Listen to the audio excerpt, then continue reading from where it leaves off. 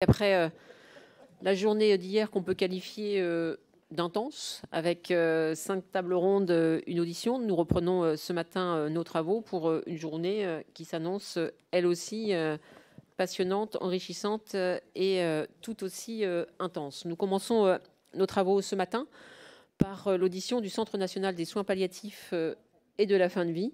Rien que par son nom, à la fois soins palliatifs et fin de vie, votre audition, Mesdames la Présidente Sarah Doshi et Madame la Directrice Giovanna Marsico, nous semblait, j'allais dire, presque légitime et totalement légitime. Donc merci d'avoir répondu à notre invitation et à l'invitation de la commission spéciale qui a été constituée pour travailler sur le projet de loi que le gouvernement a déposé le 10 avril dernier. Donc je vous souhaite, Mesdames, la bienvenue. Après votre propos liminaire, les rapporteurs auront chacun 3 minutes pour vous poser les questions qu'ils souhaitent. Vous pourrez bien sûr leur répondre et après, chacun de nos collègues députés posera les questions. Nul doute qu'elles seront nombreuses et tout aussi passionnantes que les échanges que nous avons eus hier. Madame la Présidente.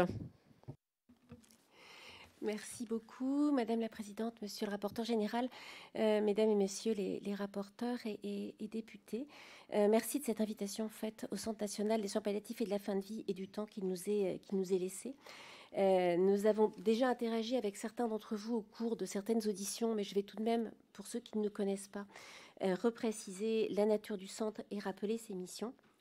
La directrice du centre, Madame Marsico, vous en présentera les réalisations. Je voudrais aussi, dans ce propos liminaire, vous parler de quelques points d'attention qui permettront peut-être d'être détaillés par la suite au cours des questions.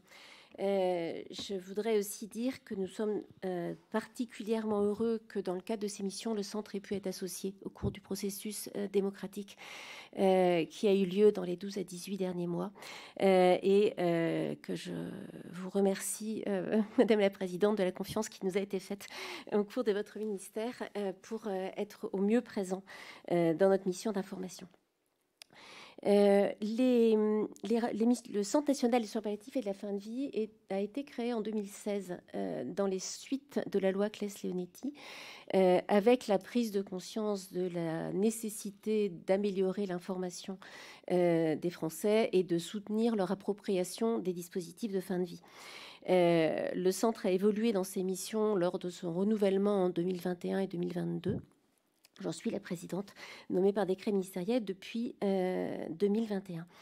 Les missions essentielles du centre, c'est de contribuer à une meilleure connaissance des soins palliatifs et des conditions de la fin de vie, et puis, de manière plus précise, de contribuer à la diffusion des dispositifs relatifs aux directives anticipées et à la désignation des personnes de confiance de la démarche palliative et des soins d'accompagnement. Donc, on est sur des notions d'information et d'appropriation effectivement nécessaire. Lors d'un sondage fait fin 2022, un Français sur 7 seulement de la population évoluée était correctement informé sur la fin de vie. Et même parmi ceux qui pensaient l'être correctement, on arrivait à une personne sur 5. Donc oui, une nécessité de mission d'information, nécessité d'un soutien à l'appropriation.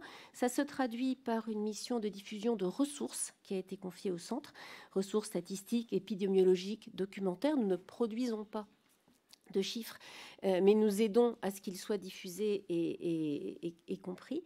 Une mission d'observatoire et de production d'expertise indépendante étayée sur des données scientifiques. Un exemple récent est la synthèse sur les chiffres de l'aide active à mourir dans le monde qui vient d'être mise en ligne sur le site du centre et qui permet de retrouver les proportions et l'évolution des proportions de décès liés à l'aide active à mourir dans les pays qui ont légiféré. Le centre a également pour objectif d'être, pour le public comme pour les professionnels, un centre de référence national, neutre et non militant. Et c'est vrai qu'on en a particulièrement apprécié à la fois l'importance et la complexité dans les derniers mois, ce d'autant plus que notre dernière mission est la contribution à l'animation du débat sociétal et éthique. Donc, globalement, il s'agit d'appuyer l'intégration des soins palliatifs dans les parcours de santé, mais beaucoup plus largement l'intégration de la fin de vie dans les parcours de vie et de manière aussi précoce que possible. Alors, pour finir sur cette présentation du centre, le centre donc, est piloté par sa présidente et une commission d'expertise nommée par décret également.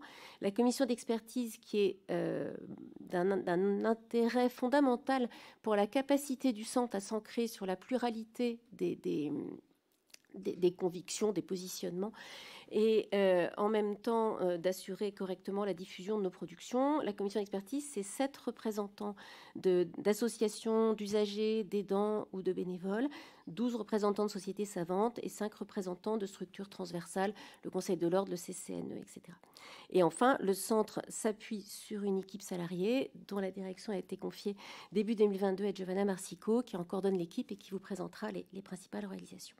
Alors, rapidement maintenant, 3 points d'attention que je voudrais partager avec vous. Le premier concerne l'égalité d'accès et le respect de l'autonomie, c'est-à-dire le respect du choix, qui sont 2 points, je pense, totalement fondamentaux dans l'esprit de rédaction de cette loi. Et le deuxième porte sur la formation. Si j'en ai l'occasion, je vous dirai aussi un mot de la vulnérabilité psychique. Rapidement, en ce qui concerne l'égalité d'accès, un point fondamental qui est la traçabilité de l'ensemble du processus.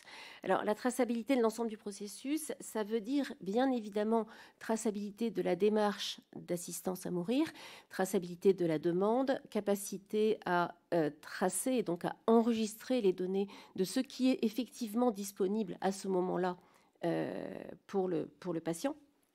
Par exemple, les soins palliatifs, mais ça peut être également l'accès aux soins tout court. Donc, traçabilité des données sur l'aide active à mourir.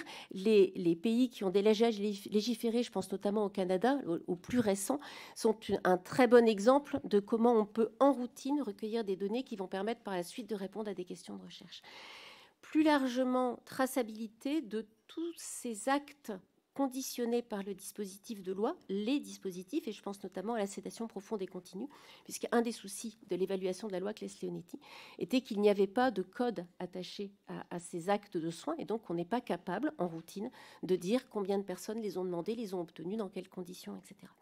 Donc là, il y a un enjeu majeur, et un troisième enjeu majeur dans cette importance donnée à la traçabilité, c'est la traçabilité du projet personnalisé d'accompagnement, d'anticipation et de coordination. Ce projet personnalisé, c'est pour moi une des pierres d'angle du respect de l'autonomie du patient au cours de ce processus, puisque c'est ce projet personnalisé d'anticipation qui va permettre de garantir qu'on a bien donné au patient le choix, qu'on l'a bien informé assez tôt pour que le cheminement psychique se fasse et qu'on l'a bien informé assez tôt pour entendre ses préférences et avoir les moyens d'y répondre. Et donc, il va falloir très clairement codifier ce projet parce qu'il y a dedans une part d'anticipation, une part de soins, mise à disposition de soins et coordination. La mise à disposition de soins et la coordination, ça, globalement, tout le monde sait faire, le problème, c'est les ressources. L'anticipation, c'est beaucoup plus compliqué. Parler de la fin de vie, personne n'a vraiment envie de le faire. Et c'est le point sur lequel on sait qu'on prend régulièrement du retard dans les parcours de santé des patients. Parce qu'on va avoir tendance, par bénévolence, par paternalisme, par manque de formation, par tout ce qu'on veut, à en parler le plus tard possible. Donc, si on veut que ce projet personnalisé d'accompagnement remplisse vraiment sa mission, qui est une mission d'anticipation, il va falloir que clairement ce pilier d'anticipation soit incontournable et que ce projet ne risque pas de devenir une espèce de vague projet d'accompagnement psychosocial où on s'aggardera bien d'aborder la question fondamentale. Et cette question fondamentale, je le répète, elle est capitale pour l'autonomie du patient. Ça, c'est le premier point sur la traçabilité. De manière plus brève, parce que l'objectif est de pouvoir répondre à vos questions, puis donner la parole à Madame la directrice. Deuxième point, l'importance de la formation. Le centre a évolué dans ses missions et lors de ses premières années, avait dans ses missions une mission de contribution à la formation plus que de l'information des publics.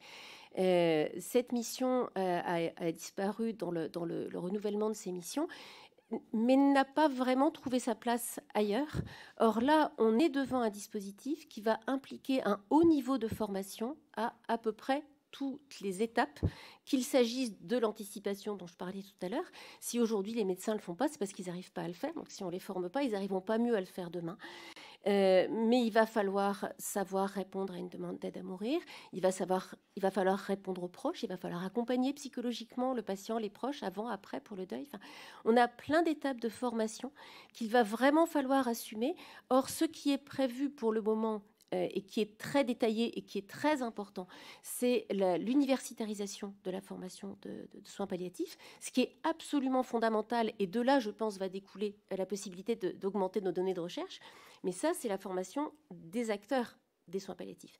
Et il va vraiment falloir qu'on intègre beaucoup plus largement la formation à des habiletés très particulières, comme notamment celle qui consiste à parler de la mort et à être capable de l'anticiper, à être capable de mobiliser les ressources. Donc ça, c'est le troisième point. Le deuxième point, pardon. Et le troisième point que je voudrais aborder rapidement, je le referai s'il y a des questions, mais c'est un point qui m'est cher sous l'identité professionnelle de psychiatre. Tous ici autour de la table, on a plusieurs identités professionnelles. Ma profession de base est d'être psychiatre et psychiatre auprès de patients atteints de pathologies somatiques et de patients en fin de vie. C'est un point que je voudrais aborder parce que la qualité des soins psychiques fait partie du soutien à l'autonomie des patients et que cette période de la fin de vie est une période d'immense vulnérabilité. C'est vraiment de cela qu'il s'agit, c'est-à-dire qu'on n'a pas soit une maladie somatique, soit une maladie psychiatrique. On a une période de très grande vulnérabilité dans laquelle on sait que les patients présentent dans 20 à 50% des cas une pathologie psychiatrique associée. Cette pathologie psychiatrique, elle est bien évidemment souvent des choses aussi simples qu'un trouble, par exemple, dépressif, mais ça reste quand même quelque chose qui accroît la vulnérabilité des patients. Alors, je sais que je m'aventure sur un sujet sensible et que quand un psychiatre parle de vulnérabilité, on a immédiatement, souvent en tout cas, peut-être pas dans cette assemblée, je l'espère, la peur d'un propos qui viendrait à limiter l'autonomie des patients ou à critiquer leur capacité de discernement. C'est pas du tout ça dont je parle aujourd'hui. Ce que je dis simplement, c'est que dans l'autonomie du patient, il va falloir qu'on n'ignore pas la prise en compte de cette vulnérabilité, de la possible coloration de l'évaluation de sa situation par des facteurs émotionnels, par des facteurs cognitifs, par des facteurs relationnels, et que c'est là-dessus que repose en France toute la prévention de la crise suicidaire. C'est bien à un moment donné de regarder si ce que veut un patient est vraiment ce qu'il souhaite. Donc j'attire votre attention sur ce point, mesdames et messieurs, parce que il y a un travail de réflexion collégiale qui a été fait par le réseau français de psychiatrie de liaison. La psychiatrie de liaison, c'est la psychiatrie adaptée aux pathologies somatiques, et par la Commission nationale de psychiatrie. Que ce travail préliminaire a abouti à une proposition simple qui consiste à simplement systématiser la proposition d'un entretien avec un psychologue ou un psychiatre au cours de l'analyse de la demande d'aide à mourir.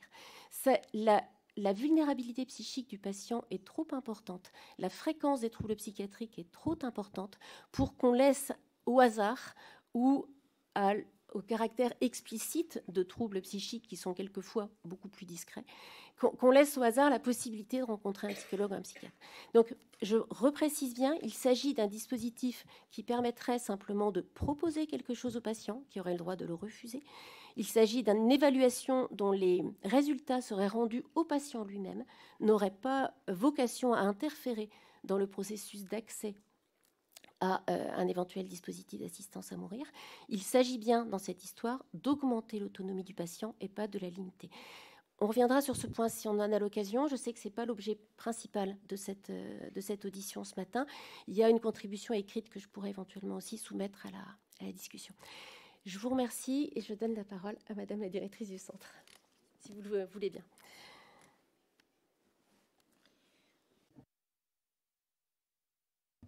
Voilà.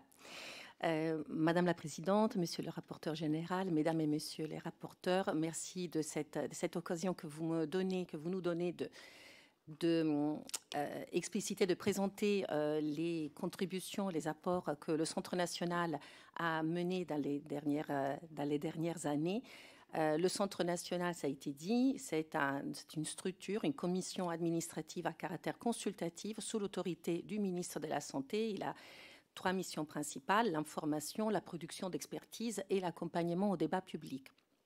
Et dans ce cadre, dans les 2 dernières années, donc depuis mon arrivée en direction du centre et l'année précédente, l'arrivée de la présidente, nous avons souhaité répondre au mieux non seulement à ces missions, mais aussi à rendre ces missions un vrai enjeu clé pour la compréhension de tout ce débat national qui s'est produit l'année dernière et que nous conduit aujourd'hui ici à la phase de la discussion législative. Là, en termes d'information, il faut partir d'un constat, c'est que 59% des Français ne se sentent pas concernés par les enjeux de fin de vie. Ça, c'est le point principal. C'est-à-dire que c'est très facile de dire les personnes ne sont pas informées, ne connaissent pas leurs droits, il n'y a pas d'attention sur le sujet de la fin de vie, mais le sujet de la fin de vie est un sujet qui n'attire pas, ou en tous les cas, jusqu'à l'année dernière, quand on a fait un sondage à la demande du ministère de la Santé, on a fait un sondage sur les préférences des Français et sur les connaissances que les Français ont des enjeux de la fin de vie et des droits mobilisables dans la fin de vie. On s'est rendu compte que 59% des personnes ont répondu que la fin de vie n'était pas un sujet qui les intéressait, et notamment dans ces 59%, 77% étaient mineurs de 35 ans et que la majorité était de milieux socioprofessionnels ouvriers. Donc, ça veut dire on voit bien qu'il y a des inégalités dans l'accès à l'information, mais dans l'intérêt à l'information qui sont produites par l'âge, ça c'est assez normal, mais aussi par le milieu socioprofessionnel. Ce qui engendre une difficulté à répondre à cette mission de l'information parce que c'est clairement plus difficile d'informer des personnes qui sont plus imperméables à cette information. Cela dit, on voit bien que l'information devient de plus en plus importante lorsqu'on se trouve dans une position de vulnérabilité, donc de maladie, de maladies graves ou dégénératives, en situation de fragilité, par exemple être atteint d'un handicap, ou dans la position de proche, lorsqu'on est proche, lorsqu'on accompagne une personne en situation de fin de vie.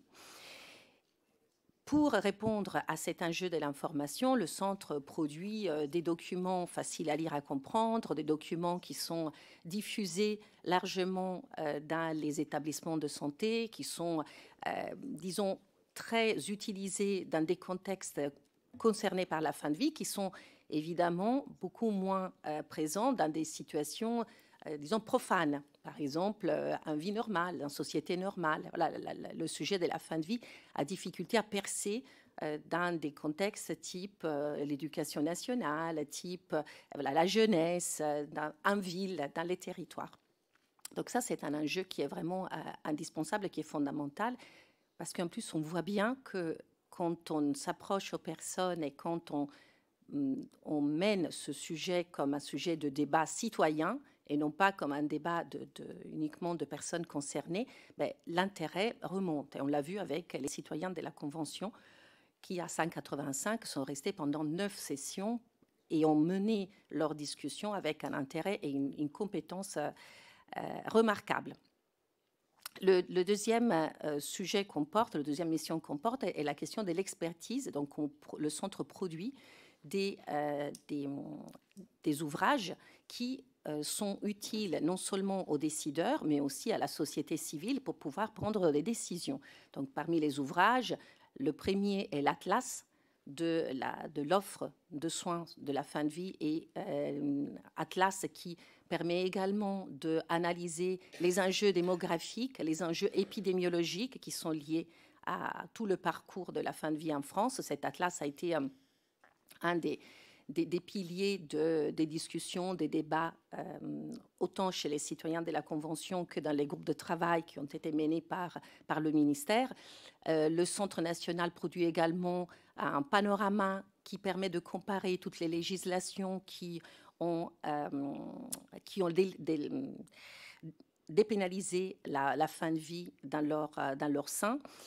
Et puis, il mène des enquêtes. Il est dans la mise en œuvre jusqu'à maintenant du plan national, du 5e plan national 2021-2024. Donc, voilà, il mène des enquêtes sur les personnes en situation de précarité, sur l'information des professionnels de santé, sur les nécessités de besoins d'accompagnement par les proches, sur la formation des bénévoles. Voilà, plein de différents sujets qui permettent derrière d'adapter les politiques publiques aux vrais besoins.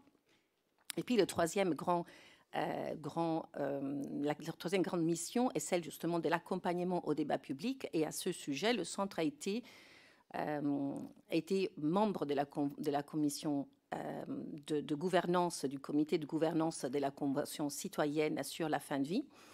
Donc, à ce titre, nous avons participé à toutes les réunions de préparation, de cadrage. Nous avons contribué à garantir la transparence et l'exhaustivité des contributions qui ont été proposées aux citoyens. Nous avons élaboré un document de formation qui a permis aux citoyens de monter en compétences, parce que l'enjeu fondamental était celui de mettre tous les citoyens en condition de cerner les problématiques et d'exprimer un avis éclairé. Donc pour ça, il fallait de la formation. C'est un sujet, celui de la fin de vie, sur lequel c'est difficile d'avoir des avis sans avoir derrière une vraie compréhension des enjeux. Et puis, nous avons accompagné le ministère de la Santé. Je remercie encore la présidente actuelle de la Confiance. Nous avons accompagné dans l'animation des groupes de travail mixtes parlementaires professionnels de santé pour pouvoir faire émerger les avis de chacun et puis associer les différentes expertises aux travaux qui ont alimenté par la suite toute la production de la stratégie décennale et de la présentation du projet de loi. Dans tout ça, donc le Centre national, c'est une petite structure. Nous sommes 10 salariés. C'est une petite structure, mais c'est une structure qui, entre autres, grâce à ce débat national, a acquis une légitimité forte. Et derrière cette légitimité forte, nous voyons l'intérêt d'assurer que par la suite, dans la suite de la mise en œuvre de la stratégie décennale, il puisse y avoir toujours une instance forte qui puisse assurer la mise en œuvre de la politique publique. Un point que je voulais souligner, mais c'est vraiment un point d'observation à mon arrivée à la direction du Centre national et puis voilà, tout le long de mon expérience de direction du Centre national, c'est que je venais, moi, d'un parcours de démocratie en santé dans d'autres domaines de la santé, dans lequel la démocratie en santé est désormais un acquis absolu. Aucun professionnel de santé, aucun administratif, aucun directeur d'hôpital ne remet en cause la place des patients, non seulement en tant qu'usagers du système de santé, mais en tant que porteurs d'expertise. Dans le domaine de la fin de vie, c'est différent. Quand je suis arrivée au Centre national, quand je commençais à naviguer dans ce panorama, je me suis rendu compte que la démocratie en santé, la place du patient, la place de son avis, la place de son expérience était extrêmement modeste. Alors que, effectivement, grâce aussi au débat citoyen, grâce à la Convention citoyenne, ce sujet a repris de l'ampleur et a suscité de l'attention auprès de toutes les parties prenantes de la société, y compris celles qui exercent notamment les missions de démocratie sanitaire. Voilà, un point qui me semble important, c'est que ce sujet de la fin de vie n'est absolument pas un sujet uniquement clinique, n'est pas du tout un sujet uniquement médical, est un sujet de citoyenneté, c'est un sujet aussi de passion. Et les patients, il faut vraiment les entendre, les écouter quand ils portent le retour de leur expérience. Voilà, j'ai terminé. Merci, mesdames, pour cette présentation à la fois sur ce qu'est le Centre national des soins palliatifs et de la fin de vie et sur votre analyse du texte de loi qui nous est présenté. Monsieur le rapporteur général. Merci Madame la Présidente, merci Mesdames, et je veux commencer mon propos par saluer vraiment le travail considérable qui est mené par le Centre national depuis maintenant de nombreux mois, et notamment son investissement dans cette période de débat intense dans un certain nombre d'institutions et dans notre société, et notamment à travers la Convention citoyenne. Alors je voulais vous poser quelques questions précises et puis une question plus générale. Concernant, alors je voulais vous interroger sur la filière universitaire, vous y avez répondu. Premier point, alors je suis de ceux, je dis bien je suis de ceux qui pensent qu'il n'y a pas d'opposition entre soins palliatifs et aide à mourir. Je pense même qu'ils peuvent être complémentaires, donc je ne vais pas vous poser la question parce que ce n'est pas votre rôle d'y répondre. En revanche, vous avez fait un travail assez remarquable d'étude des législations étrangères. Ma question, elle est toute simple. Est-ce que vous avez pu observer dans les pays qui ont légiféré sur l'aide à mourir une baisse, j'allais dire de la garde, une baisse des moyens, une baisse du nombre de lits en soins palliatifs qui aurait fait suite ou pas à une législation sur l'aide à mourir? Première question. Deuxième question, vous avez parlé de traçabilité. Effectivement, avec mes collègues Didier Martin et Caroline Fiat, quand il s'est agi d'évaluer la loi actuelle, on s'est heurté à un problème de traçabilité, vous l'avez dit, Madame la Présidente. Néanmoins, ce qu'on peut dire, même si on n'a pas de codification, c'est qu'il y a un très faible recours à la sédation profonde et continue. Ça, on peut s'avancer sans trop de difficultés. Pourquoi? Troisième question, vous avez insisté sur deux notions essentielles, l'égalité d'accès, la liberté de choix. C'est un impératif fondamental à mes yeux. Le deuxième, il concerne cet impératif, il concerne la question de l'effectivité du droit que nous allons éventuellement voter. Alors, question plus générale, quelle approche avez-vous des conditions d'éligibilité, des conditions d'accès à l'aide à mourir telles qu'elles figurent dans l'article 6, article majeur de ce texte? Voilà, avez-vous des remarques, éventuellement des propositions? Et j'ai retenu par ailleurs, alors là avec votre casquette de spécialiste de la psychiatrie, cette proposition de proposition, et qui ne pourrait être qu'une proposition. Voilà. Merci en tout cas, mesdames, pour vos interventions et pour le travail que vous menez depuis longtemps. Monsieur Martin. Merci, Madame la Présidente. Première remarque au docteur Dauchy. On a un psychiatre qui a été auditionné. Vous êtes psychiatre. Certains trouvent qu'on ne les a pas assez pris en compte, mais là, à vous seul, déjà, vous ouvrez cette voie. Moi, j'ai été absolument intéressé par cette psychiatrie de liaison. Je ne connaissais pas la qualification, parce que ça concerne directement ce titre 1 dont je suis le rapporteur, sur l'élaboration de ce plan personnel d'accompagnement, de soins d'accompagnement, et qui détermine forcément, qui permet le libre choix du patient. Vous l'avez dit, il y aurait une évaluation qui s'est rendue au patient lui-même. Et donc, pour cela, conduire cet entretien dans une forme de protocole, même si dans cette relation humaine, le mot est peut-être un petit peu excessif, mais ça nécessite une formation, ça nécessite du temps, ça nécessite une maîtrise. Et au moment de nous engager sur dans ce projet de loi, il faut qu'on ait conscience de tout cela. Ce sont des conditions nécessaires. Donc, merci beaucoup. J'ai néanmoins une question. Je ne reviens pas sur les difficultés d'évaluation de la loi Claes-Leonetti de 2016. Ça a été dit. Je reviens sur les directives anticipées.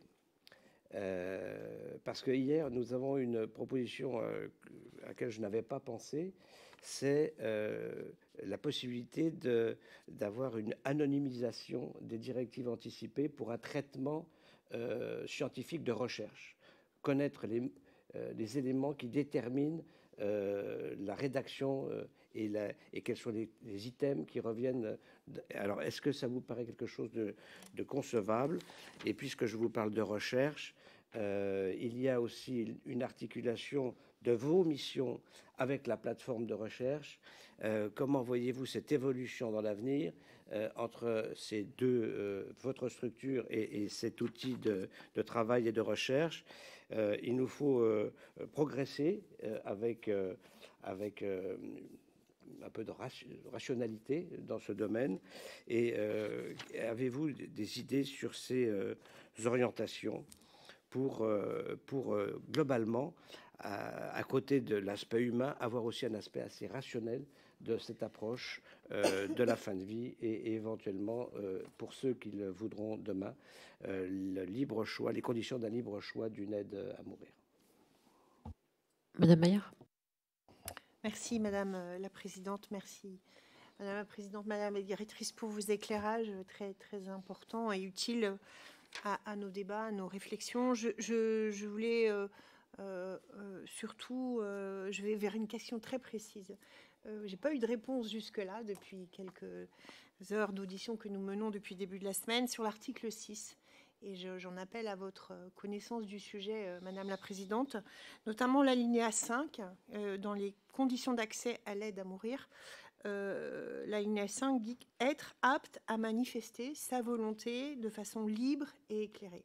Je voudrais savoir si, dans la connaissance, les savoirs que vous avez de ce sujet, il existe des référentiels, des pratiques ou bonnes pratiques, en tout cas utiles, avancées, sur lesquelles on peut se référer à votre connaissance dans d'autres pays ou en France aussi, qui puissent faire à la fois un travail qui soit un référentiel et aussi un peu la garantie que cette approche de la volonté de façon libre et éclairée soit appliquée partout, dans tous nos territoires en France, en tout cas de façon égalitaire et juste. Merci.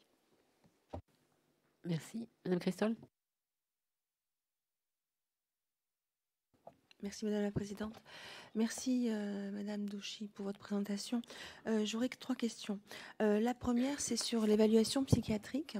Êtes-vous bien d'accord sur le fait que ce n'est pas la présence d'une pathologie qui doit être détectée, mais la non-altération du discernement et que cette évaluation devrait se faire avec l'accord du patient? Parce que déjà dans l'article 8, on propose à ce que l'évaluation... exactement ce qui est écrit, c'est qu'on peut recueillir l'avis notamment de psychologues, mais votre proposition est sensiblement différente.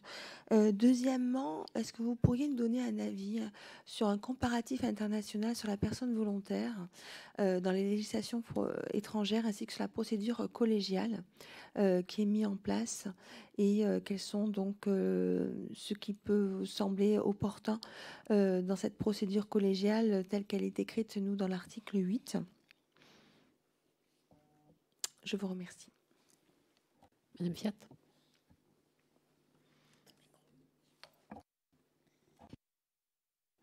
Merci, Madame la Présidente. En vous écoutant, Madame Martico, le sujet sociétal est important. Je sais que vous travaillez beaucoup dessus. Et on parle beaucoup, depuis plusieurs heures d'audition, du choix éclairé du patient. On parle beaucoup des soignants. Mais en fait, on parle très peu de la société. Hier, avec le professeur Fournier, on a commencé un petit peu à parler de l'éducation des enfants avec le fameux, pour les personnes qui étaient là, le fameux poisson bubule, que l'enseignant changeait très vite pour ne pas parler de la mort. Et dans les soins palliatifs, si autour de cette table, on pourrait tous souhaiter qu'aucun enfant ne meure, les enfants décèdent, quelles avancées sociétales pourrions-nous faire pour aider peut-être l'éducation nationale quand on a vécu moi, en tant que parent, quand c'est le meilleur pote de votre enfant qui décède, qui se retrouve en soins palliatifs et que ce soit l'enseignante, le directeur ou nous, parents, qui nous retrouvons à nous demander est-ce qu'on l'emmène en soins... Enfin, est-ce que ce texte pourrait changer la société, l'éducation nationale et l'évolution française alors, on parle des enfants, mais de la mort dans notre pays. Merci, mesdames, pour une réponse à deux. Donc, Madame Douchy, allez-y. Pour une réponse courte, j'imagine aussi. On va essayer de faire de notre mieux. Parmi les quelques questions que vous posiez, alors je vais répondre dans l'ordre. Monsieur Falorni, vous posiez la question du fait, la question pourquoi n'y a-t-il pas plus de recours à la sédation profonde et contenue jusqu'au décès? Alors, il est difficile de répondre en l'absence de données, évidemment. Il est clair qu'il y a des enjeux de formation et des enjeux d'anticipation, comme pour le reste. Parce que, d'un point de vue technique, il y a plusieurs formes de sédation palliative, et notamment ce qu'on appelle la sédation proportionnelle. Et la sédation proportionnelle n'a pas pour effet de suspendre de manière continue la conscience jusqu'au décès. Elle le fait néanmoins quelquefois, parce qu'à force de monter les drogues de manière proportionnelle aux symptômes, le patient ne peut pas recouvrer l'accès à sa conscience. Et il y a une vraie question, je pense, d'anticipation permettant d'interroger avec le patient en amont ce qu'il souhaite, et pas simplement, une fois qu'on est confronté aux symptômes, d'essayer de faire au mieux, parce qu'à ce moment-là, le temps est moins propice à la réflexion. C'est une des pistes de réponse, mais on n'a pas de données sur ce point. Et une des questions fondamentales, de toute façon, par rapport à cet accès, c'est quelle est la demande.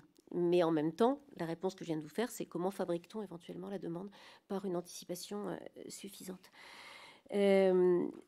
Vous posiez la question de l'approche des conditions d'éligibilité du patient. Alors, c'est une réponse qui vaut pour plusieurs questions qui ont été posées. En tout cas, sur l'aspect du discernement, du libre choix et de l'autonomie, un des point fondamental pour répondre à la question est la formation de l'intervenant et la durée du processus de choix. Et ça, c'est quelque chose d'important, c'est-à-dire en matière de réalité psychique, en matière de vie psychique, il y a un certain nombre d'écueils, parmi lesquels l'ambivalence. Quand on parle d'ambivalence, ça ne veut pas dire qu'il ne faut pas entendre ce que disent les personnes parce qu'elles vont changer d'avis, pas du tout. Ça veut dire qu'il faut néanmoins qu'on construise un dispositif assez souple pour permettre de s'adapter au cheminement. C'est un vrai challenge parce qu'il faut en même temps que ce dispositif soit réactif, et je mesure toute la complexité de la rédaction de ce texte qui vous est confié. Mais en tout cas, la modalité de réponse, elle est celle-ci, c'est-à-dire comment est-ce qu'on ouvre un espace de réflexion, comment est-ce qu'on permet aux patients éventuellement de réaccéder à une information de qualité, de réaccéder à ses proches, enfin de s'approprier totalement une question et d'exprimer à ce moment-là une volonté qui correspond à ce qu'il souhaite et qui n'est pas en réaction uniquement à une situation de crise. Là encore, c'est toujours la même question sur cette idée d'une proposition d'un entretien. Je reviens à cette proposition d'un entretien avec un psychologue ou un psychiatre. L'idée, là encore, n'est pas de considérer qu'un patient ne va pas être capable de son discernement. C'est probablement un des effets de cet entretien, mais ce sera le cas au cours de tout le processus. On n'a pas besoin forcément d'un psychiatre pour ça. En revanche, on a besoin d'un professionnel de santé psychique pour ouvrir l'espace de réflexion avec le plus de compétences possible. Et on parlait de formation tout à l'heure. La formation à parler de la fin de vie, à soutenir le patient dans cette phase-là, elle est absente de beaucoup de cursus de formation professionnelle de santé. Elle est par contre totalement présente dans le cursus des psychologues et des psychiatres. Je reprends vos questions. La question de l'anonymisation des directives anticipées pour la recherche, là aussi, je pense que ce le processus en cours est une occasion formidable d'augmentation de la connaissance. C'est un des problèmes sur lesquels se sont heurtées les législations dans les différents pays qui ont décidé de légiférer, c'est le manque de données. Et typiquement, on manque de données sur ce qui amène les patients à choisir, on manque de données sur l'évolution de leur choix, on manque de données sur comment ça va être repris en face, sur quels choix effectifs ils ont. Enfin, donc tout ce qui pourra permettre au cours de ce processus la production de données, la production standardisée et pourquoi pas la production directement utilisable pour la recherche par l'anonymisation me paraît être une excellente chose. Et je fais le lien avec la question qui était posée sur les liens avec la recherche et la plateforme. Alors, je pense que Giovanna en reparlera probablement, mais de la même façon, cet enjeu de recherche faisait partie initialement de ce périmètre du centre qui était extrêmement large et qui a été réduit pour amener à la constitution de la plateforme nationale pour la recherche en fin de vie. Il y a de toute façon une complémentarité complète entre les deux structures, puisque si l'objectif est d'informer au mieux les citoyens, il faut les informer avec des données fiables, et ces données fiables, elles sont produites par la recherche. Donc le seul point, c'est que s'il est possible que ce dispositif qu'on est en train de construire à tous ces étages, que ce soit les maisons d'accompagnement, les projets d'anticipation, les processus de choix pour l'aide active à mourir, s'il est possible que ce processus produise en routine des données et qu'on ne soit pas obligé d'aller les rechercher après par de la recherche qui est coûteuse, qui est chronophage et qui n'a pas forcément la même qualité que des données recueillies de manière prospective, ce sera, je pense, un gain de temps et de qualité pour ce qui sera réalisé. Je passe la parole sûrement parce que... Oui, alors je reviens... Voilà. Non, Sarah. Pardon. Donc, alors, pour compléter sur cette question de la plateforme, effectivement, un rapprochement entre la plateforme de recherche et le Centre national pourrait être tout à fait fructueux, parce que, évidemment, les sujets sont des sujets qui s'entremêlent. La production d'expertise du centre se base sur les données de recherche, mais en même temps, les données de recherche nécessitent d'une impulsion qui peut venir de structures différentes, type le Centre national, puisqu'il a un lien avec le terrain à travers sa plateforme téléphonique, à travers toutes les enquêtes qu'il mène. Donc forcément, un rapprochement me semble particulièrement intéressant, avec peut-être un point d'attention complémentaire. Bien sûr, un système d'information qui puisse permettre la traçabilité et qui facilite l'identification des données, mais aussi un lien fort avec la recherche internationale, un lien très très fort avec l'international, parce que là, on parle d'un modèle français. Et on le reconnaît, on l'assume complètement, mais c'est un modèle français qui, de toute manière, aura tout avantage à prendre connaissance, à travailler étroitement avec les chercheurs à l'international, parce qu'il y a des situations qui existent à l'international depuis très longtemps, notamment sur l'aide à mourir, mais aussi sur l'organisation de l'accompagnement palliatif, sur l'anticipation. Le centre travaille sur cette fameuse ACP, donc anticipation des soins de fin de vie.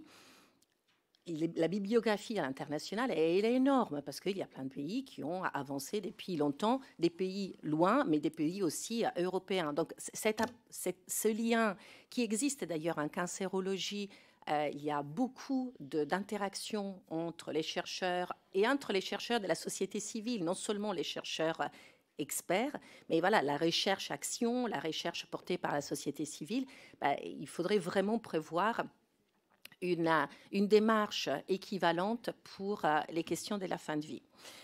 Sur la sédation profonde et continue, il y a tout le problème de la traçabilité, il y a un problème évident de formation. Il y a un problème évident de formation qui n'est pas seulement la formation technique au geste, mais c'est la formation sur les pratiques. Et la pratique signifie la prise en compte, entre autres, de la volonté, des besoins du patient. Et toute la difficulté, bien évidemment, est celle de pour un professionnel de santé de faire la part de ses valeurs, de sa formation, de toute sa culture qu'il a élaborée pendant toute sa vie professionnelle pour faire place à un avis qui peut être différent que le sien, qui est celui du patient. Donc là, il y a un enjeu de formation et de formation, encore une fois, technique, mais aussi de professionnel, de pratique professionnelle, de référentiel, qui est vraiment indispensable, que ce soit pour la sédation profonde et continue que pour l'aide à mourir. Je rappelle que la sédation profonde et continue reste une pratique dans les pays qui ont dépénalisé l'aide à mourir, reste une pratique qui non seulement est présente, mais qui simplifie, notamment en Belgique. On a vu qu'il y a eu une augmentation très importante de sédation profonde et continue dans les dernières 10 ans. Sur la question de l'investissement sur les soins palliatifs, en fait, à notre connaissance, il n'y a aucun pays qui a réduit l'investissement sur les soins palliatifs en présence d'une aide à mourir. Bien au contraire, l'exemple le plus simple, c'est celui en Europe, de la Belgique, mais des pays du Benelux, mais aussi en Espagne, où toute cette entrée en vigueur d'une législation sur l'aide à mourir a été souvent accompagnée par des plans, par des investissements importants sur les soins palliatifs. En Belgique, ça a été carrément la loi sur l'accès aux soins palliatifs qui a été publiée en même temps que la loi sur l'aide à mourir. Sur la volonté libre éclairée, je parle sous le contrôle évidemment de la présidente qui est psychiatre. Moi, je suis avocate de formation, donc j'ai une approche qui n'est pas évidemment le même. Et je me questionne souvent sur le fait que, bien évidemment, il faut une attention particulièrement importante sur la prise en compte de la volonté des personnes, mais que parfois, cette volonté des personnes, elle n'est pas du tout cernée. Là, je pense aux situations de refus de soins. Aujourd'hui, par la loi française, loi qui a toujours eu comme visée celle de la montée en puissance de l'autonomie du patient et d'autre part, évidemment, du respect de sa dignité, de la prise en compte de la douleur. Mais voilà, la volonté de prendre en compte l'autonomie du patient permet au patient, aujourd'hui, depuis 20 ans, de refuser des soins. Et donc, dans le refus de soins, il y a aussi, par conséquence, je pense à un refus de dialyse. Par conséquent, c'est un rapprochement de la fin de vie. Quand un patient exprime son refus de soins, il n'y a pas d'examen libre et précis de sa volonté libre et précise. Ce qui peut-être est mauvais, hein, peut-être c'est pas bien. Mais voilà, attention à capitaliser aussi sur l'expérience qu'on a en France et à l'étranger, de situations qui sont des situations particulièrement sensibles, mais dans lesquelles on a vu aussi que les patients sont aptes et capables de s'exprimer, d'exprimer leur volonté, sans doute aussi avec l'appui de leurs proches, parce qu'on a bien vu, et ça encore, je reviens à notre sondage, mais c'est pas que le sondage, il y a plein d'expressions différentes qui montrent que les personnes malades souhaitent beaucoup plus discuter de leur volonté, de leur préférence avec leurs proches qu'avec les professionnels de santé. Donc voilà, il y a quelque chose à travailler là-dessus, sur le rôle des proches et évidemment de la personne de confiance. Mais il n'existe pas de référentiel pour objectiver cette approche? Parce que c'est inscrit dans la loi. Est-ce qu'il existe un référentiel, on va dire scientifique, pour objectiver cette approche qui est inscrite dans la loi? Ça veut dire que comment respecte-t-on la loi dans un cadre qui n'est pas codifié, pas scientifiquement un référentiel, et qui peut être un obstacle à l'accès à l'aide à mourir ou au contraire un accélérateur? Vous voyez ce que je veux dire? C'est plutôt dans ce sens-là que je vous posais la question. Merci. Pardon, peut-être sur le référentiel, en tout cas c'est une des forces du centre que d'arriver justement à lier les points de vue juridiques et le point de vue médical, parce que je pense qu'on se rejoint par rapport à ça. C'est-à-dire que la question n'est pas tant d'évaluer le discernement que de donner l'occasion de soutenir l'autonomie. Et du coup, pour répondre à votre question d'un référentiel, par exemple en Suisse, dans aucun pays, les psychiatres ne sont amenés en situation de veto. Quelquefois, des pays disent si on a un doute sur le discernement, mais fort heureusement, ce n'est pas le cas, et je pense que c'est vraiment pas vers ça qu'il faut qu'on aille. Et effectivement, la question n'est pas tant celle du discernement, qui est plus une question générale à de multiples moments des choix du parcours de santé. Par contre, très précisément, il y a des exemples de référentiels de bonnes pratiques sur par exemple, ce qu'on fait devant un refus de soins. Il y a des référentiels de bonnes pratiques sur ce qu'on fait devant une demande de sédation profonde. Il y a en Suisse, par exemple, des algorithmes qu'ont les psychiatres pour répondre aux demandes lorsque celles-ci se font dans le cadre hospitalier, puisque c'est dans ce cadre hospitalier qu'ils sont sollicités, sinon ils ne le sont pas lorsque ça se passe à l'extérieur.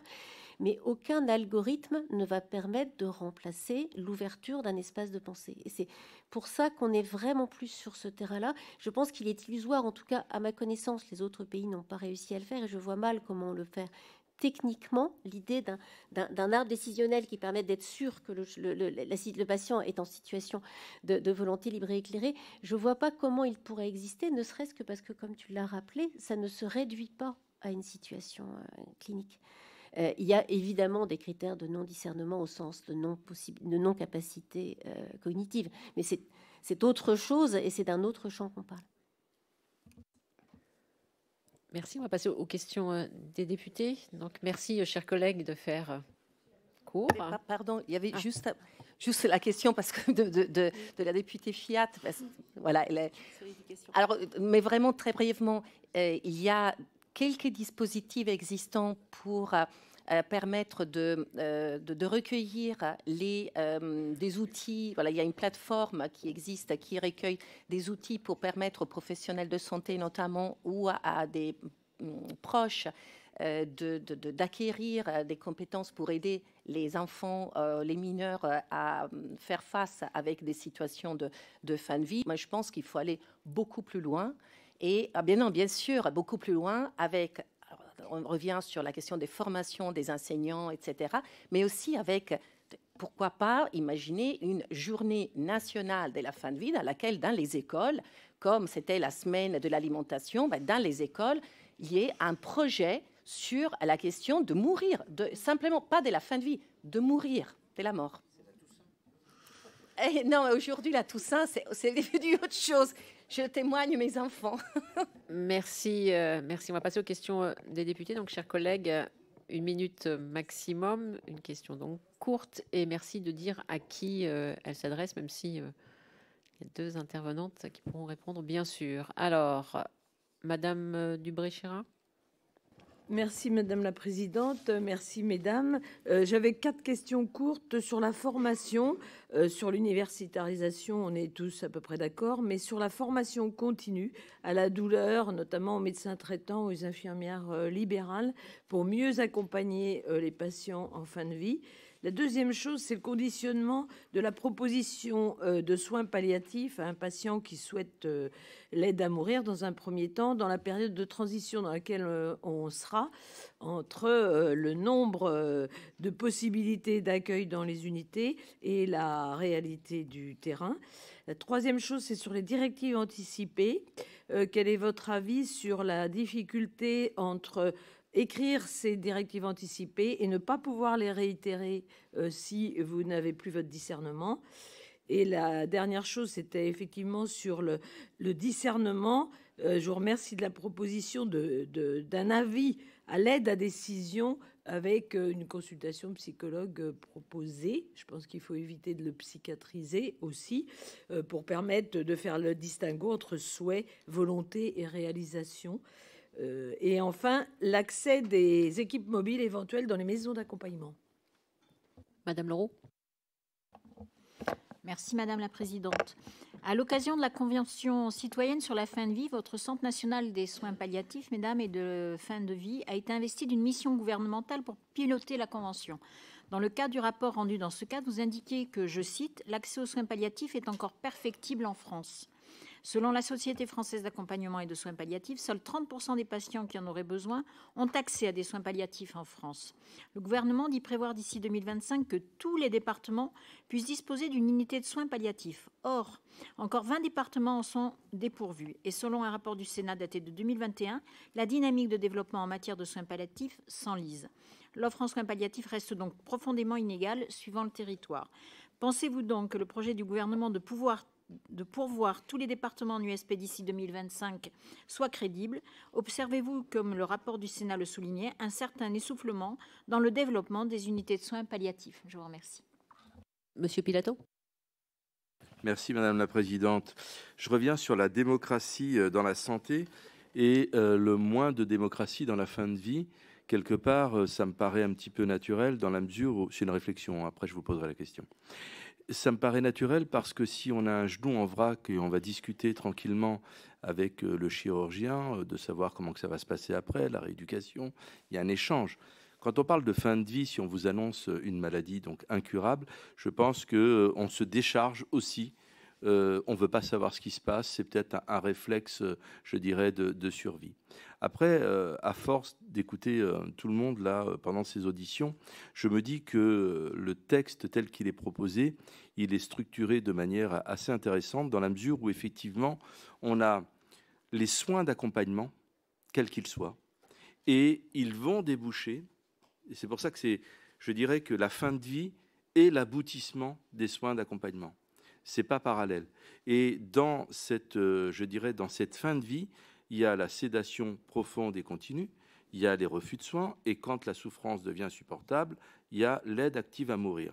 Ma question est simple, est-ce que la sédation profonde et continue est une aide à mourir? Fait-elle partie, je dirais, d'une action pour aider à mourir? Monsieur Cordier. Merci Madame la Présidente. Je voudrais vous parler, Mesdames, en vous remerciant de manière préliminaire de vos interventions, du rapport de la Cour des comptes sur les soins palliatifs qui a été publié en juillet 2003, qui constatait, je cite, que les besoins estimés de soins palliatifs ne seraient couverts qu'à hauteur de 50% de leur estimation maximale, alors même que le droit d'accès aux soins palliatifs reconnu par la loi Claes-Leonetti suppose une couverture de la totalité des besoins. Le 20 juillet 2023, notre collègue Thibault Bazin a déposé une proposition de loi de programmation pour le développement des soins palliatifs sur l'ensemble du territoire. Il faut en effet une loi d'envergure afin que tous les citoyens qui ont besoin réellement de soins palliatifs puissent y accéder. Moi, je suis élu, Mesdames, d'un département rural, le département des Ardennes, qui fait partie des 20 départements qui a été évoqué il y a quelques instants sur un manque de soins à ce niveau. Et je voulais savoir si, lors de vos échanges avec le gouvernement, vous aviez pu insister sur l'importance de cette notion dans le cadre de cette loi. Je vous remercie. Merci, Monsieur Durcroix. Merci Madame la Présidente, merci pour la qualité des interventions. Ma question s'adresse plutôt à Madame la Présidente, mais je voudrais quand même d'abord m'exprimer par rapport à un propos qu'a tenu Madame la Directrice. Moi, je suis totalement opposé à une journée nationale de fin de vie à l'école. Il y a beaucoup déjà de sujets qui sont portés à l'école, et je pense que cette période pourrait être un petit peu sanctuarisée, même si ces sujets-là peuvent survenir dans des temps très jeunes. Sur les questions concernant Madame la Présidente, j'ai été surpris de voir qu'il n'y a aucune évaluation, on va dire, statistique de la loi Claes-Leonetti. Est-ce que vous avez quand même réussi à agréger un certain nombre de chiffres vu les centres de soins palliatifs, vu un certain nombre de remontées peut-être d'hôpitaux sur la sédation longue et continue, comment elle est pratiquée en France aujourd'hui. Deuxième sujet, vous avez évoqué le projet personnalisé comme une pierre angulaire, je le pense aussi. Et d'un autre côté, on a compris hier que si vous aviez fait des directives anticipées, mais que vous n'étiez plus en mesure de confirmer votre choix dans le texte tel qu'il est présenté, ça pouvait être remis en question, ne pas en tenir compte. Comment vous voyez ça? Comment vous articulez ça avec ce projet personnalisé qui vous semble la meilleure façon de garantir l'autonomie de la personne? Et enfin, est-ce que systématiser une proposition d'entretien avec un psy et recueillir l'avis du psy pourrait être un élément important dans la décision collégiale telle qu'elle est envisagée pour bénéficier de l'aide active à mourir? Merci. Merci, Monsieur Panifous. Merci, Madame la Présidente. Ma question porte sur le discernement et cette condition d'accès qui est de manifester sa volonté de façon libre et éclairée. Ça a déjà été évoqué ce matin. Certaines observations, remarques peut-être critiques portent sur le fait qu'il faudrait rechercher, peut-être par un professionnel, psychiatre, psychologue, la recherche de ce discernement, de cette volonté de façon libre et éclairée portée par la personne. Pourtant, le médecin qui recueille la demande, alors vous l'avez dit tout à l'heure, peut le faire sans ce recours obligatoire pour un refus de soins, vous avez évoqué, mais aussi quand on propose un traitement qui peut être très lourd. Et donc il y a comme ça déjà beaucoup de situations pour lesquelles le médecin ne va pas forcément systématiquement rechercher l'avis d'un professionnel, psychiatre ou psychologue. Ne croyez-vous pas, vous avez en partie répondu, que cette recherche peut être une proposition, que le professionnel peut lui-même, en cas de doute, aller chercher cet avis, mais que nous pouvons considérer que le professionnel de santé est habilité, est à même de recueillir cette notion de discernement. Madame Rousseau. Merci Madame la Présidente. Alors, je vais aller dans le même sens que mon collègue, c'est-à-dire que moi je suis très perturbée par votre proposition d'un entretien avec un psychiatre. Alors j'entends le fait qu'il faille vérifier le discernement. Je pense que les professionnels de santé sont confrontés à cette question du discernement de manière régulière sans forcément recourir à un psychiatre. Que par ailleurs il y ait besoin de proposer un accompagnement psychologique à toute personne en fin de vie, ça je pense que c'est absolument indispensable, mais toute personne en fin de vie. Et donc la question c'est pourquoi un psychiatre à ce moment-là?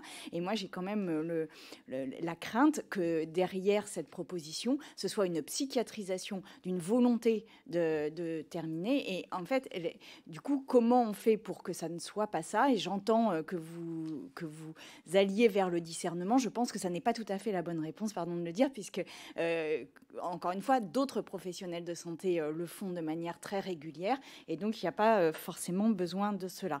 Après, moi, j'ai une question sur la base des débats que nous avons déjà eus, qui me semble sous-jacente à nos débats, qui est que si c'est une fin de vie après une longue maladie, ou si c'est une fin de vie sur un âge vieillissant, alors finalement l'acceptation d'une aide active à mourir semble plus facile pour tout le monde. La question que je me pose, c'est si la personne est jeune, que se passe-t-il dans ces cas-là? Et du coup, je m'adresse à vous, Madame Marsico. Avez-vous vu des différences dans l'approche en soins palliatifs en fonction de l'âge des personnes qui entrent dans ces services ou qui entrent dans ces soins? Est-ce que l'attitude des soignants est différente en fonction de l'âge des personnes qui y entrent? Merci. Monsieur Gérard. Merci Madame la Présidente. Moi je voudrais poser la question de la différence que vous pouvez peut-être éclairer entre le dispositif actuel de sédation longue et profonde, qui, quand il est mis en place, en tout cas pour tous les exemples, et j'en ai quelques-uns en tête, consiste à sédater les patients qu'ils demandent en leur administrant des doses de morphine croissantes qui font qu'en général, dans les 12 heures, la personne est partie, à peu près 12 heures en moyenne.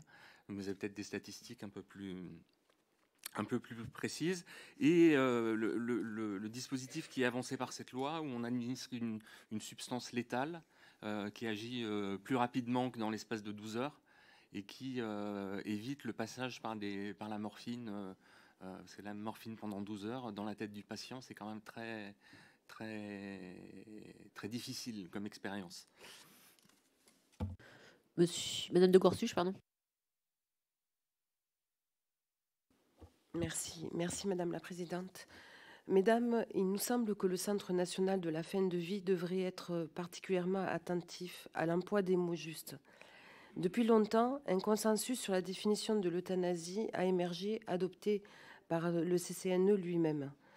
L'euthanasie est, selon toutes les définitions communément admises, un acte destiné à mettre délibérément fin à la vie d'une personne atteinte d'une maladie grave et incurable, à sa demande, afin de faire cesser une situation qu'elle juge insupportable. Pourquoi cachez-vous derrière l'expression aide à mourir ce qui s'appelle explicitement euthanasie et suicide assisté? Cette ambiguïté et ce flou ont été pointés par tous les acteurs professionnels et rendent le projet de loi inintelligible par rapport à la jurisprudence du Conseil constitutionnel. Monsieur Juvin. Merci Madame la Présidente. 2 questions, Mesdames. La première, selon une littérature médicale, 30 à 40% des patients qui ont des maladies cancéreuses en fin de vie souffrent de symptômes dépressifs. Donc moi, il ne me paraît pas du tout anormal de demander un avis d'un psychiatre. D'ailleurs, c'est prévu dans des tas de législation. Donc moi, je suis tout à fait d'accord avec cela. J'aimerais que vous commentiez ce chiffre de 30 à 40%. Deuxième question concernant la spécialité de médecine de soins palliatifs, dont on nous dit qu'il va y avoir 100 postes de chef de clinique ouverts dans les 10 ans. Est-ce que vous croyez qu'on peut devenir médecin de soins palliatifs à 25 ans? Est-ce que pour être médecin de soins palliatifs, le bon parcours, entre guillemets, n'est pas plutôt d'avoir eu une pratique médicale différente? Ça peut être la psychiatrie, ça peut être la cancérologie, ça peut être l'anesthésie. Enfin, comme aujourd'hui, c'est un peu le cas, bien entendu, puisque la cinétique de la spécialité a fait en sorte que nos médecins palliatologues venaient d'autres spécialités. Est-ce que vous croyez qu'on peut devenir palliatologue à 25 ans? Madame Amelé. Je vous remercie, Madame la Présidente.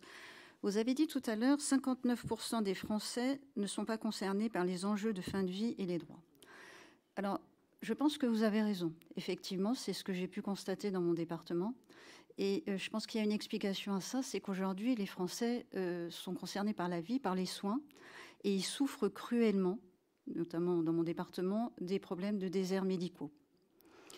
Donc, à partir de ce moment-là, ils ne trouvent pas de médecin traitant, et lorsqu'ils en ont un, il faut en général une quinzaine de jours avant d'obtenir un rendez-vous.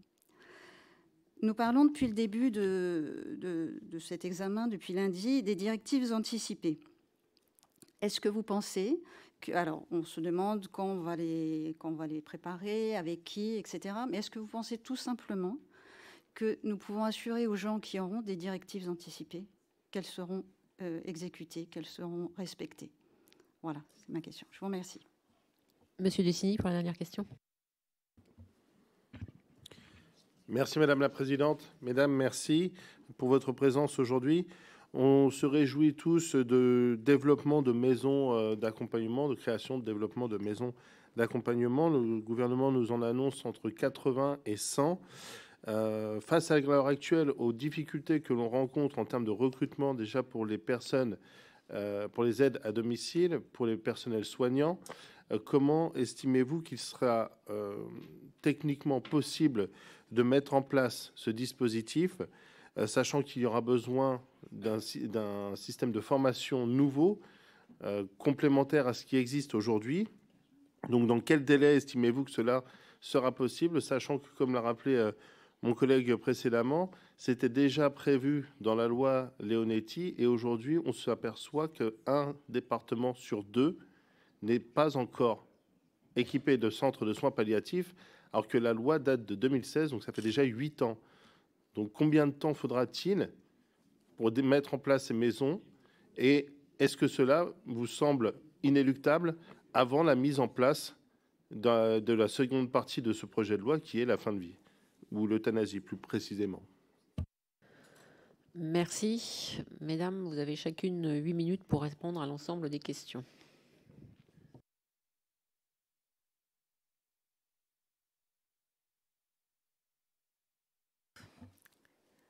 Donc, je réponds quelques questions. Après, voilà, on fera comme d'habitude le duo avec la présidente.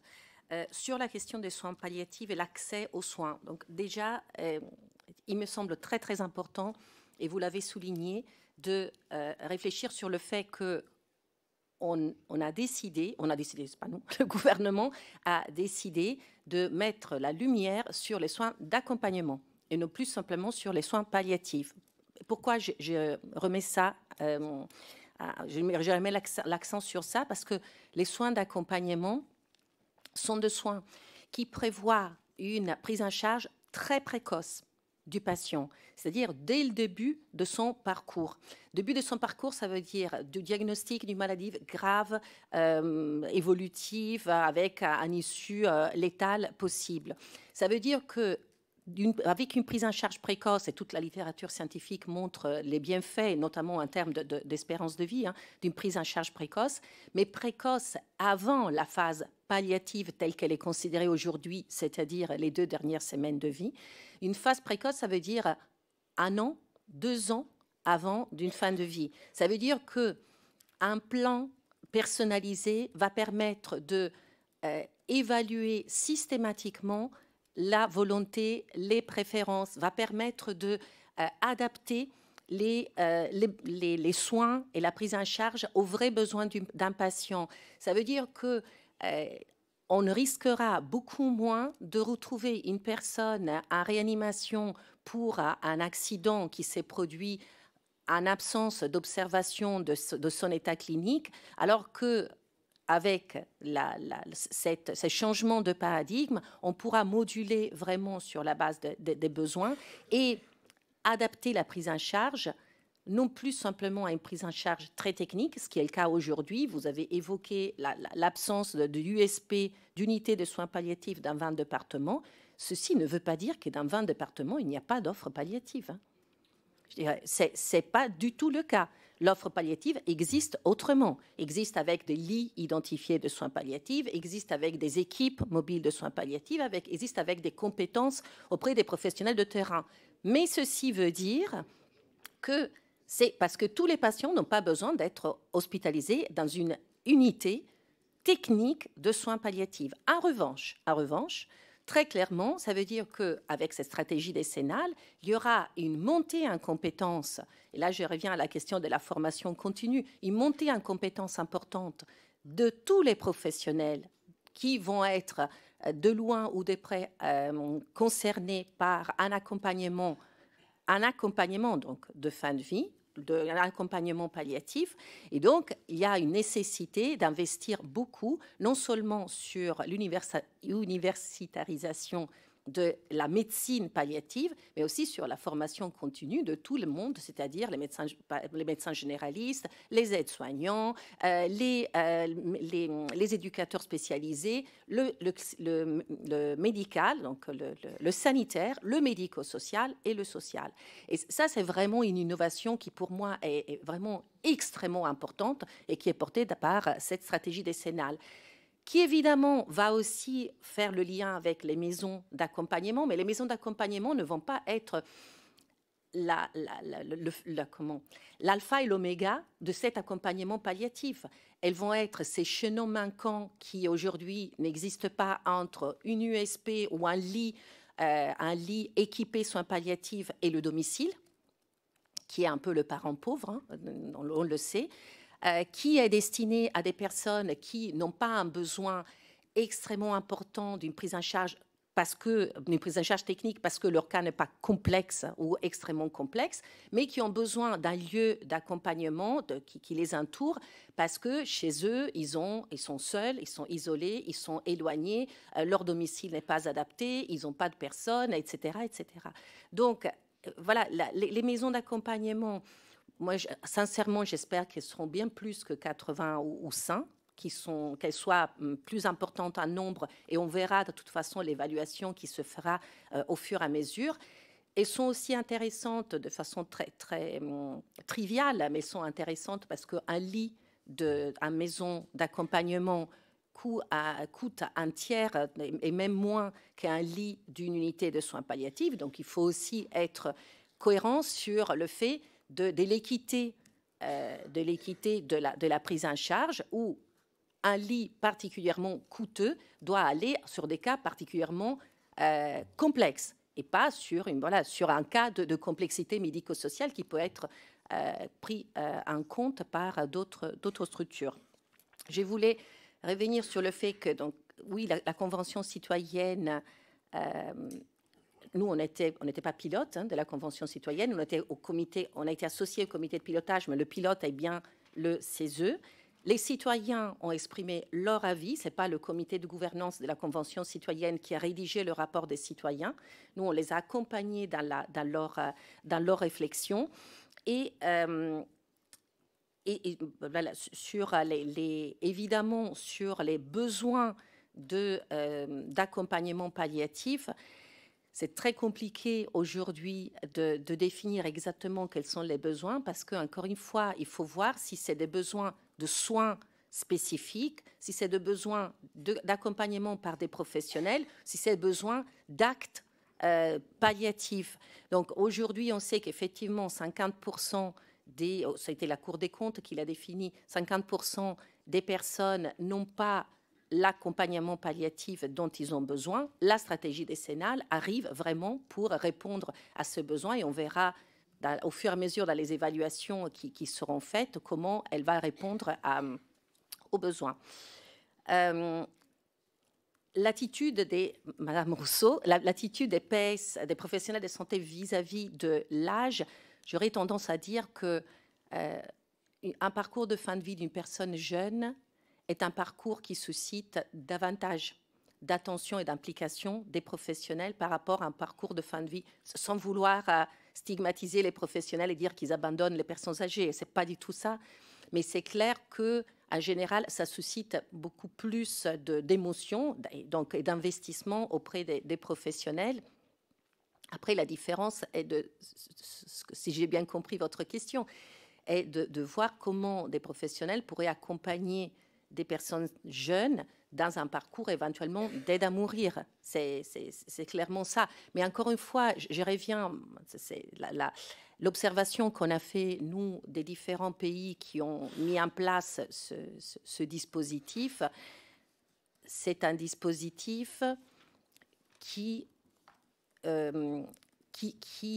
arrive pour des personnes qui sont destinées à mourir. Qu'elles soient jeunes ou âgées, les personnes qui accèdent, parce que dans les critères d'éligibilité, c'est marqué partout, les personnes qui accèdent à l'aide à mourir vont mourir. Et vont mourir à un pronostic, elles ont un pronostic court ou moyen. Donc, ce n'est pas du tout une logique d'acceptation d'une mort de quelqu'un qui n'est pas destiné à mourir et sur laquelle on l'aide, on l'accompagne, qu'il soit jeune ou âgé. Voilà, je ne sais pas si j'aime bien... Mais il y a vraiment une attention particulière des personnes qui, de l'évaluation de l'éligibilité et de la capacité de discernement, etc., de la personne, qu'elle soit jeune ou âgée. Mais encore une fois, une personne jeune qui est destinée à mourir dans l'année après sa demande est une personne qui se retrouve exactement dans la même condition d'une personne de 90 ans. Voilà, c'est... Donc, avec une formation, évidemment, des professionnels qui est nécessaire. Je te laisse continuer. Oui, Madame Dochy, pour 8 minutes. Bien. Alors, pour compléter ces questions dont je vous remercie du caractère extrêmement précis, extrêmement pluriel, alors je renforce ce que disait Giovanna Marsico sur le fait que les soins palliatifs ne sont pas uniquement les soins délivrés par des équipes formées aux soins palliatifs. C'est le rationnel, je pense, de cette notion de soins d'accompagnement. La seule question, c'est que dans ce terme de soins d'accompagnement, on ne perde pas ce qui fait la racine d'un acte de soins palliatifs, qui est la capacité à anticiper le décès et la capacité à traiter correctement les symptômes. Si c'est ça, un soin d'accompagnement, alors oui, c'est une bonne idée, parce que ça veut dire le contenu finalement des soins palliatifs fait dans les situations les plus simples par des personnes qui ne sont pas acteurs spécialisés des soins palliatifs, qui ne font pas que ça.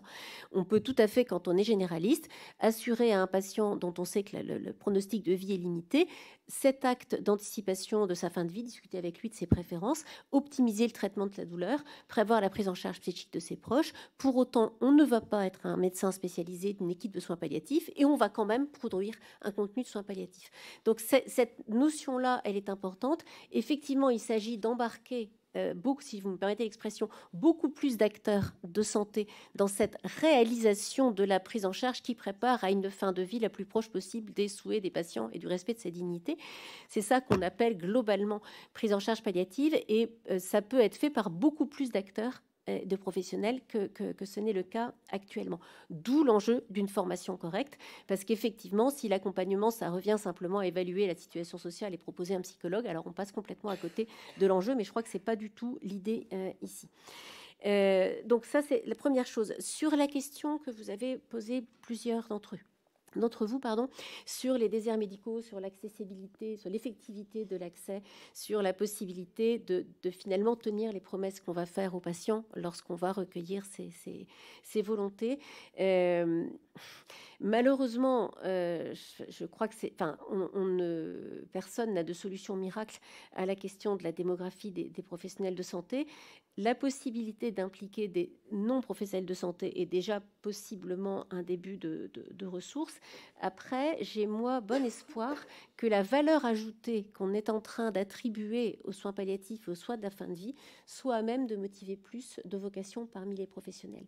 Alors, je pense qu'on peut être professionnel à 25 ans comme on peut l'être à 40 ou à 60, c'est pas le problème, mais je pense que pour des jeunes médecins, savoir que c'est une spécialité académique, pour des soignants, savoir que leur volonté va être prise en compte dans la procédure collégiale, par exemple, dont je salue le fait qu'elle prenne en compte la volonté, la position d'un médecin et d'un paramédical. Pour les soignants des soins palliatifs, de voir qu'il y a une vraie dynamique de développement et de reconnaissance, j'espère en tout cas que c'est quelque chose qui devrait permettre d'améliorer la problématique de la démographie médicale.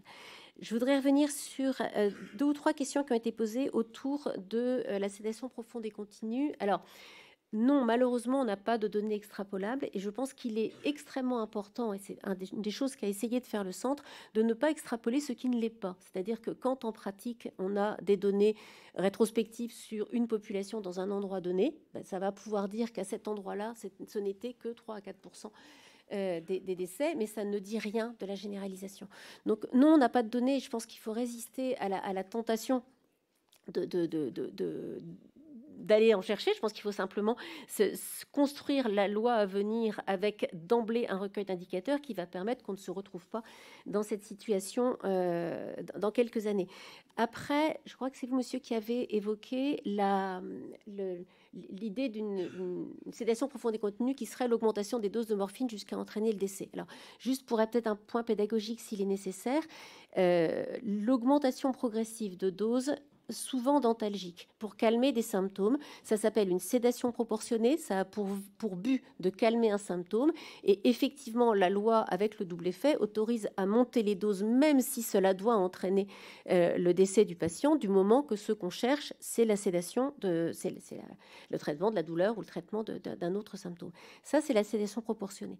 La sédation profonde et continue jusqu'au décès, ça fait appel à d'autres molécules qui sont plus souvent du midazolam, donc un tranquillisant, qu'un antalgique. L'idée n'est pas de monter les doses jusqu'à ce que le patient décède, l'idée est de monter les doses en titrant pour obtenir un patient qui n'est plus vigile, et à ce moment-là, on attend que le décès survienne. Lorsqu'il n'y a pas d'arrêt des thérapeutiques vitales associées, certaines études, notamment en cancérologie, montrent que la sédation profonde et continue n'accélère pas la venue du décès. En revanche, à l'évidence, en réanimation, lorsque la sédation, par exemple, lorsque la sédation profonde et continue est accompagnée d'un arrêt des traitements de suppléance vitale, évidemment, la durée de vie est raccourcie. Mais on est donc sur des choses qui sont tout à fait différentes. Et l'aide active à mourir, pour le coup, l'objectif est de rechercher la survenue du décès. Il y a un autre point sur lequel je voulais répondre, qui est par rapport à la notion de risque de psychiatrisation ou de droit au refus de soins. Je pense qu'il faut qu'on se comprenne bien sur l'objectif de cette évaluation, de cette proposition d'une rencontre avec un psychologue ou un psychiatre. On ne se situe pas sur la question du discernement, en tout cas pas au premier chef. On essaye simplement de tenir compte de 2 données de la recherche. La première, c'est qu'effectivement, pour ne parler que de la dépression, c'est bien en moyenne 30% des patients en fin de vie qui ont un trouble dépressif. Et pour parler de l'espérance de vie des patients atteints de pathologie mentale, je vous rappelle qu'il y a 15 années de vie perdues lorsqu'on souffre d'une pathologie mentale chronique en France, dont 8 années le sont à cause de suicide. Donc il y a une donnée qui est qu'effectivement, un patient psychiatrique atteint d'une maladie somatique a moins de chances que les autres de s'en sortir. Il y a un certain nombre de raisons, mais le refus de soins en fait partie. Donc, il y a plusieurs façons de répondre à la question. Dire, comme on ne pose pas la question pour le refus de soins, il ne faut pas qu'on la pose pour l'aide active à mourir ne tient pas compte de cette donnée de surmortalité des patients atteints de pathologie psychiatrique. Dire qu'il faudrait absolument rencontrer un psychiatre pour psychiatriser l'accès dans une espèce de veto sur le discernement, c'est pas du tout ça la proposition qui est faite. En revanche, ce qui est dit, c'est que dans ce processus d'accès et dans ce processus de décision par rapport à des soins, il peut rentrer un certain nombre de facteurs modifiant le discernement, notamment au plan volitif, pas simplement au plan cognitif. Le plan cognitif, c'est je suis capable de faire une proposition, je comprends ce qu'on me dit, je comprends les enjeux. Ça, c'est la partie cognitive. Celle-là, elle est en règle évaluée par la majorité des médecins. Ce qui est plus compliqué, c'est l'autonomie, le discernement qu'on appelle volitif, c'est-à-dire je suis vraiment capable de demander ce que je veux et de maintenir cette demande dans le temps. Ça, c'est plus compliqué. Ça, c'est un processus pour lequel cela peut représenter une chance pour les patients et une meilleure égalité des soins, d'avoir accès à une proposition d'évaluation par un psychologue ou un psychiatre. Mais on est bien sur cette volonté d'augmenter une autonomie, et c'est bien la raison pour laquelle la proposition qui a été faite par ce groupe de travail, c'est que premièrement, ce ne soit qu'une proposition, et que deuxièmement, le rendu de cet entretien, si le patient l'accepte, lui soit fait à lui-même. Alors, qu'il puisse être pris en compte dans une discussion collégiale, c'est une autre question, mais en tout cas, l'objectif là de l'esprit de cette proposition, c'est bien que le patient lui-même ait cette opportunité d'accès à des soins dont on sait qu'elle n'est pas garantie systématiquement pour tous et qu'elle rentre probablement en compte dans cette surmortalité des patients. Merci. Merci, mesdames, pour... il va falloir qu'on arrête. Les réponses sont faites par écrit.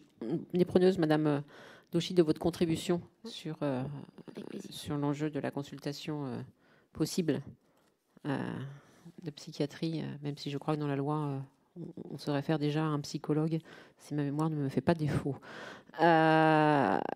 Merci, mesdames. Nous devons prendre la table ronde suivante, qui est consacrée aux soins palliatifs. Donc, pas tout à fait loin du sujet préalable. 5 minutes de pause pour changer les chevalets.